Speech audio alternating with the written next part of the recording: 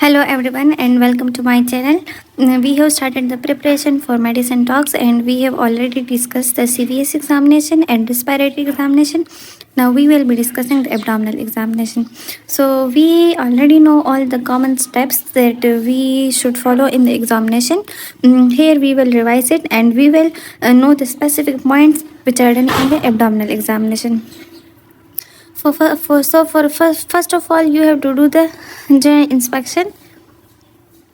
That is, you have to inspect for the body habits, then scars, then the jaundice, abdominal distension, and the masses.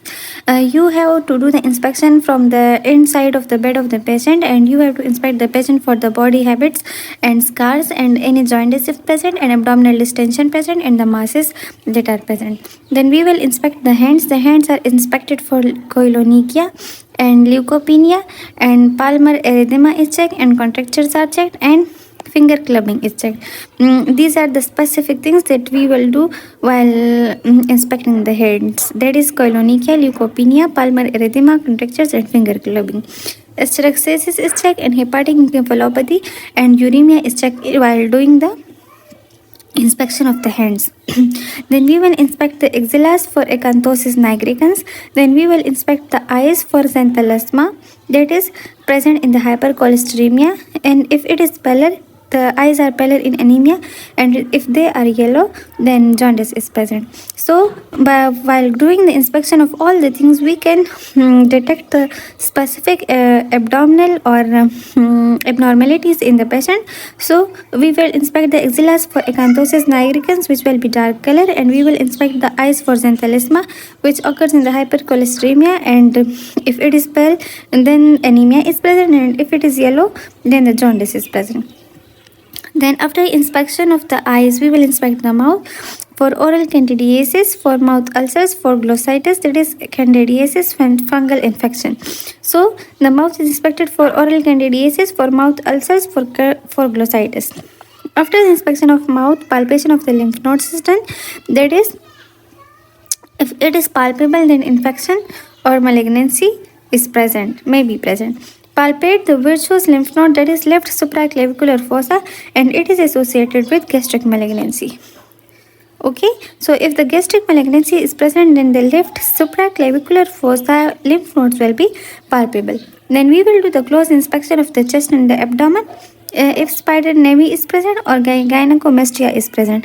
Spider nevi is present in liver diseases due to multiple vessels clusters, and gynecomastia is present in the different abnormalities. For abdominal examination, the patient should lie straight and supine on the couch. This is very important for the abdominal examination. This posture should be carried. That is, ask the patient to lie straight on the couch in the supine position. Okay. After the inspection, we will do the palpation. So up till now, what we have done in the abdominal examination, first of all, we have generally inspect the body, that is the body habits, the scars, the jaundice, the abdominal distension, the masses. Then we have inspect the hands specifically for koilonychia, leukopenia, palmar erythema, contractures, and finger clubbing. For asterixasis, for hepatic encephalopathy and uremia. Then we have inspect the axillas for acanthosis nigricans. Then we have inspect the eyes for xanthelasma, that is hypercholesteremia, for pallorness, that is anemia, and for yellowness, that is jaundice. Then we have inspect the mouth for oral candidiasis, for mouth ulcers, for glossitis, and candidiasis for fungal infection. Then we have palpate the lymph nodes, that is for infection and malignancy. Then we have palpate the virtuous lymph node, that is left supraclavicular fossa and associated with gastric malignancy. Then we have done the close inspection of the chest, that is for spider nevi and for gynecomastia. Spider nevi is present in liver diseases due to multiple vessels cluster. Then ask the patient to lie straight and supine on the couch, which is the most important step in the abdominal examination. These are the general quadrants of the abdomen. These are the right hypochondrium, the left hypochondrium, the right fossa, the left fossa, the right iliac fossa, and the left iliac fossa. Okay, and this is the epigastric region, the umbilical region, and the suprapubic region. Now, while doing the abdominal examination, we should know all these quadrants, that is the right hypochondrium, left hypochondrium, the right iliac fossa, left iliac fossa, epigastric region, and umbilical region, and suprapubic region. Now we will palpate the abdomen. We have to palpate the abdomen.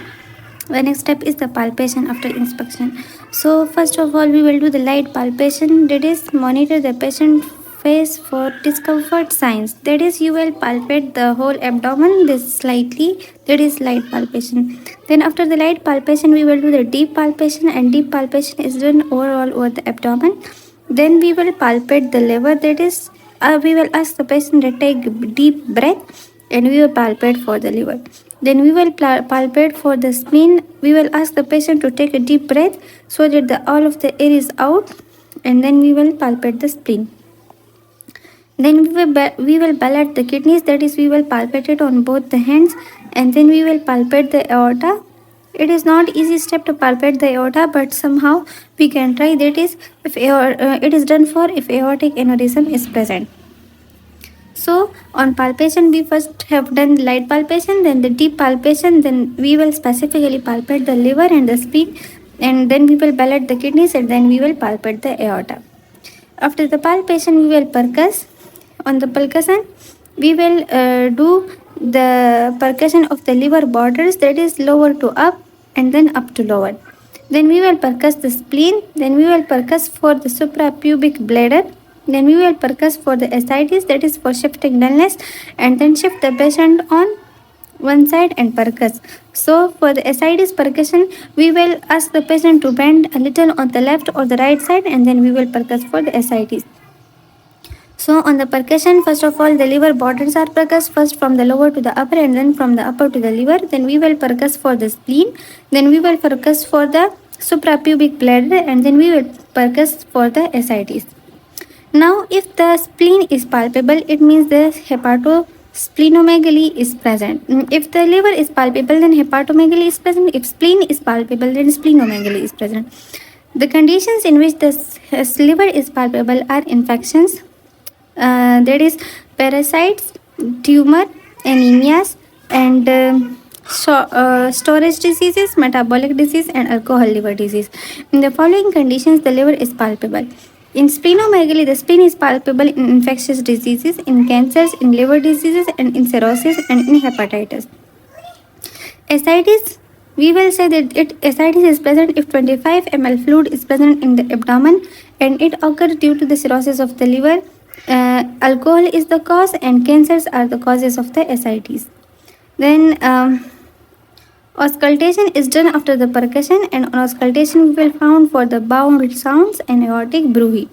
Jaundice is present in hepatitis and gallstones and tumors and liver diseases. Okay, following are the causes of the jaundice. Now we are having the transudative, that is non-inflammatory ascites, in which the SAG value is greater than 1.1 gram per dl, and if the SAG value is less than 1.1 gram per dl, then it is exudative and it is inflammatory ascites. So we have discussed the abdominal examination. We have discussed all the steps. That first of all, you have to introduce yourself and explain the procedure and take the consent of the patient. Then you will do the general inspection from the inside of the bed. You will inspect the body for the body habits, the scars, the jaundice, the abdominal distension, and the masses. Then you will inspect the hands, especially for koilonychia, leukopenia, palmar erythema, contractures, and finger clubbing.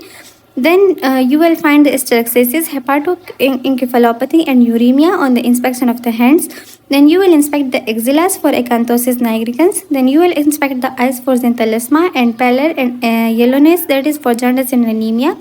Then you will inspect the mouth for oral candidiasis, for mouth ulcers, for glossitis, that is candidiasis fungal infections. Then you will palpate the lymph nodes for infection and malignancy. Lymph nodes are palpable in the case of infection and malignancy. Then you will palpate the virtuous lymph node. Then the left supraclavicular fossa, it is palpated. If the lymph nodes are palpated there, then it is associated with the gastric malignancy. And you will do the close inspection of the chest, that is spider nevi is present in the liver diseases due to multiple vessel clusters, and gynecomastia may be present. Then you will ask the patient to lie straight and supine on the couch. This is the ideal position for the abdominal examination. Then we will palpate the abdomen. First of all, the light palpation is done all over the abdomen, and we will look at the face of the patient to find any discomfort. Then we will do the deep palpation on overall the abdomen. Then we will palpate the liver. We will ask the patient to take deep breath. Then we will palpate the spleen. The patient will take the deep breath. Then the ballot the kidneys. Then we will palpate the aorta. Then the end step is the percussion and the auscultation. In percussion, first of all, the liver borders are percussed. First of all, it is done from the lower border to the upper border, and then from the upper to the lower. Then we will percuss the spleen. Then we will percuss for suprapubic bladder. Then we will percuss for the ascites. The ascites are of two types, that is inflammatory and non-inflammatory.